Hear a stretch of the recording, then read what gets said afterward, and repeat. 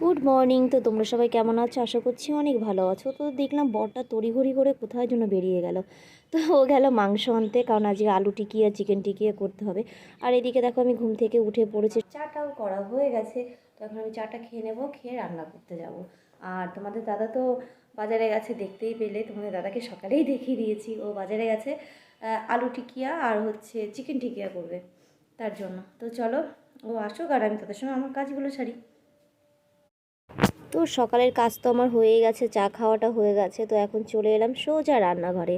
তো রান্নাঘরে সাইটিং মাছ আছে, ভোলা মাছ আছে। তো ভোলা মাছ দিয়ে আলু ফুলকপি দিয়ে রান্না করব, আর সিম বাঁধাকপি ভাজা করব। আর এই যে এখানে কাঁচা টমেটো, সিম, আলু, পেঁয়াজ, পাকা টমেটো কাটা আছে, এটা দিয়ে ছোট ছোট ভোলা মাছ দিয়ে আমি রান্না করব আজকে মায়ের মতো করে।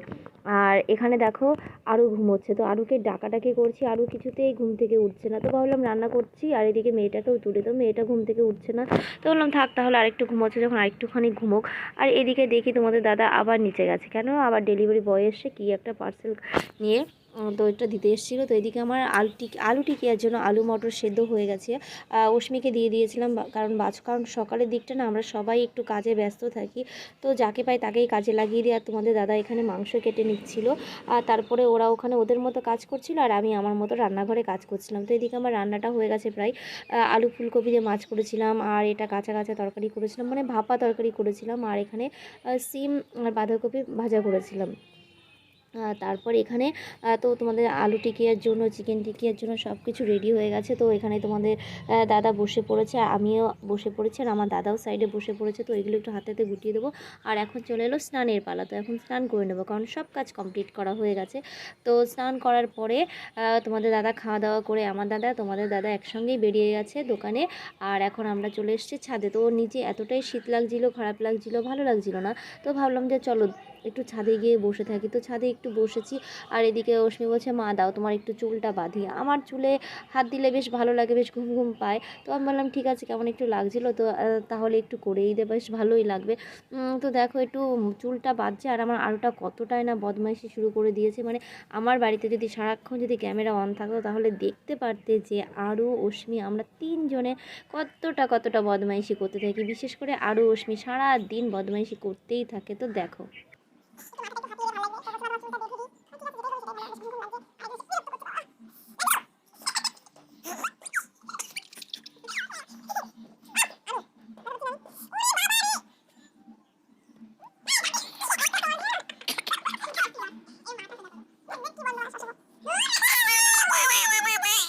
তো দেখো ফাইনালি আমার চুলটা বাঁধা হয়ে গেছে। তো চিরুনি ছাড়াই ও চুলটা বসে বসে বেঁধে দিয়েছে, তো ভালোই বেঁধেছে, খারাপ হয়নি। আর আমি তো এত স্টাইল করে চুল বাঁধতেই পারি না। আর এদিকে দেখো আমার বদমাসটা কি লাফাঝাপা করছে। আর এদিকে আমার শাশুড়ি দাঁড়িয়েছে, আর ছাদে এসে একটু গাছপালা এদিক ওদিক করছিল। তারপরে একটু ছাদে থেকে চলে এলাম নিচে। সন্ধ্যাবেলায় সন্ধ্যা দিয়ে নিয়ে এসেছি একটু কুচুমুচু খাবার। তো সন্ধ্যাবেলায় একটু কুচুমুচু না হলে বেশ ভালো লাগে না। আর যাই করি না কেন সব নিয়ে বিছানার উপর ওই সাইডটাতেই বসতে হবে, আর ওখানে বসে বসে সব কিছু খেতে হবে, এর কোনো মানে আছে? তো সঙ্গে নিয়ে এসেছিলাম চা তো আমাকে খেতেই হবে সকাল আর সন্ধ্যা। তো বসে পড়লাম তিন মায়ের পথে খেতে।